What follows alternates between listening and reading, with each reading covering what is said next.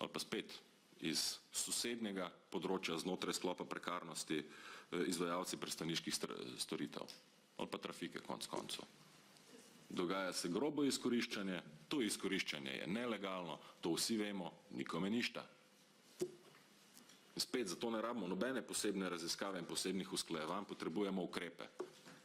In tukaj je evidentno, da manjka politična volja. Ne zakonodaja, ne papiri, ne podlage, manjka politična volja. In nobeni dokumenti, ne si bodo še tako lepo naslovljeni za dostojno delo, za dostojnejšo delo, kakor želite, ne morejo kompenzirati za manjko akcije in politične pripravljenosti v zaščiti dela.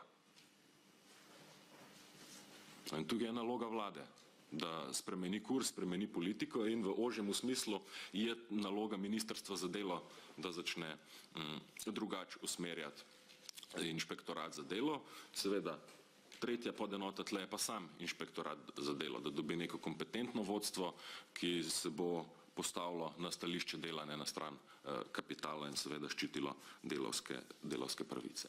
Kar bo veliko lažje počelo, če ga opremimo z novimi zaposlitvami. To me pa še ekstra dvignal pritisk. 40 novih delovnih inšpektorjev za nadzor delovnih razmerij do leta 2019, torej da se jih predvidi v temu rebalansu proračuna, ki zdaj sledi za leto 2019.